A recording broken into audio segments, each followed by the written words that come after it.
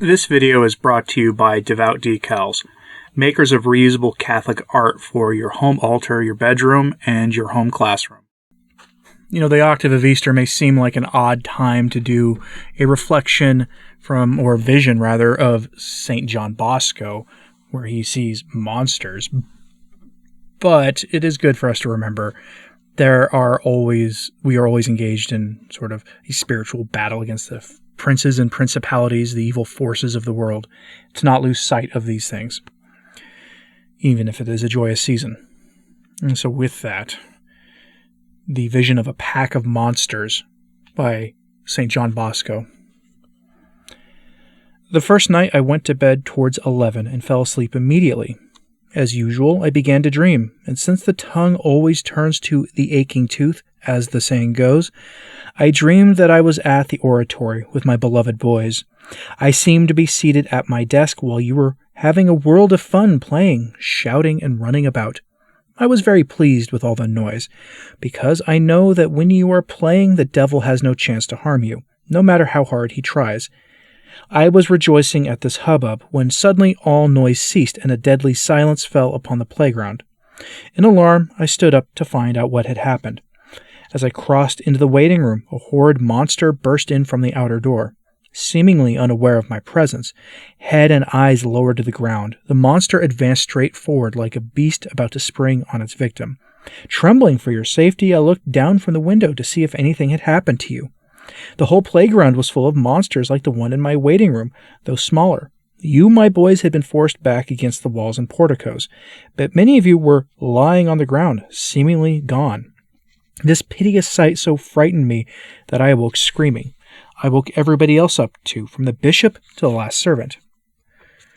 My dear boys, generally speaking, we must pay no attention to dreams, but when they teach us a moral lesson, we may give them a certain thought. I've always tried to learn why things like this happen, and I'll do so as regards this dream.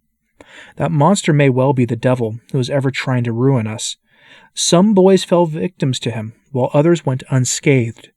Shall I show you how not to fear him and successfully withstand him? Listen, there are two things the devil is deadly afraid of: fervent communions and frequent visits to the Blessed Sacrament. Do you want our Lord to grant you many graces? Visit him often. Do you want him to grant you only a few? Visit him seldom. Do you want the devil to attack you? Rarely visit the Blessed Sacrament. Do you want the devil to flee from you? Visit Jesus often. Do you want to overcome the devil? Take refuge at Jesus' feet. Do you want to be overcome by the devil? Give up visiting Jesus. Visiting the Blessed Sacrament is essential, my dear boys, if you want to overcome the devil. Therefore, make frequent visits to Jesus. If you do that, the devil will never prevail against you. A sober vision from St. John Bosco. And I'll keep my thoughts on this brief, but I will tell you that in Easter, it might be easy to lose sight of the reality of what we face. After all, you probably went to confession in the week before Easter, maybe even at the Vigil Mass. The confession line was available at my parish just before the Easter Vigil Mass for a good hour, and there were a fair number of people, myself included, who made use of the sacrament at that time. You may feel that you have the joys of the season are giving, and the reception of the Eucharist and the celebrations have given you from God graces to help you withstand temptations this season. There may be some temptation to not visit the sacrament again for a few weeks. I would suggest that Easter is a wonderful time of year to really make more frequent use of not only the Blessed Sacrament of receiving our Blessed Lord by going to an extra Mass a week if you only go on Sunday, or daily Mass more consistently if that is what you are working on, but also more frequent confession. When you read the lives of the saints, one of the things that becomes painfully obvious is that most of the saints go to confession weekly. Sometimes every other week, but weekly is very common. The Church requires us to go to confession once a year during the Easter season or during Lent. I always forget which one of those it is because I go to confession much more regularly than that. I'm not telling you that to make myself sound particularly pious. I just do it as a survival mechanism for myself. We should all go to confession more regularly. Once a month is often what we are told is a good best practice. I would suggest at least once every other week, or every week if you can. Following the examples of the saints in how often you go to confession is never a bad thing. Stay close to the sacraments as the saint tells us here. Do you have access to exposition and benediction of the Blessed Sacrament, to Eucharistic adoration?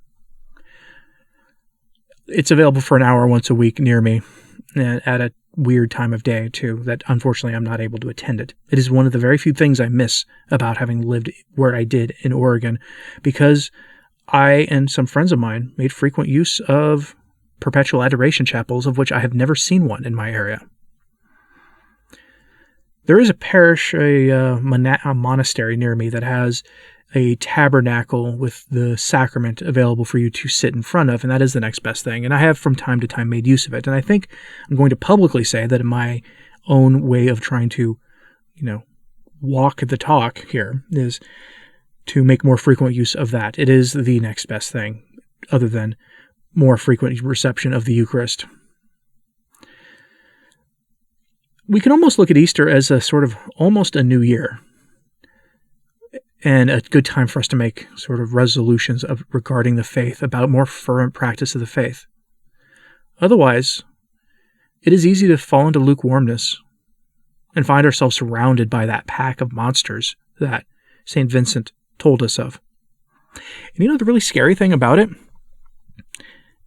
Exorcists and mystics of the church, doctors and saints of the church usually tell you the same thing. That if you could see the number of angels and fallen angels that are around us at all times, they would blot out the sun. Only a third of the demons, a third of the angels became demons when they fell. And their presence around us would blot out the sun if we could see them. Perhaps St. John Bosco is onto something here. Maybe we should take his admonition seriously and go to confession more often, go to the Blessed Sacrament more often in adoration, go to the sacrament more often by going to Mass more frequently, and participating in Mass in a better form, being more attentive during Mass. Instead of taking Mass for granted, we take it as if each Mass that we go to as if it could be our last, because one day it will be. One day the Mass we attend will be the last one that we attend. And we may be, as a society, heading into a place where the sacraments are harder to come by. We got a taste of that a couple of years ago. That could become the norm, or worse. I know I'm sunshine and roses today. Have a blessed Easter as we wrap up the octave. Let me know what you thought of this in the comments, please. Like and subscribe if you haven't. It does help, as does sharing this on social media. That helps a lot, too. As always, pray for the Church. I'm Anthony Stine. Ave Maria.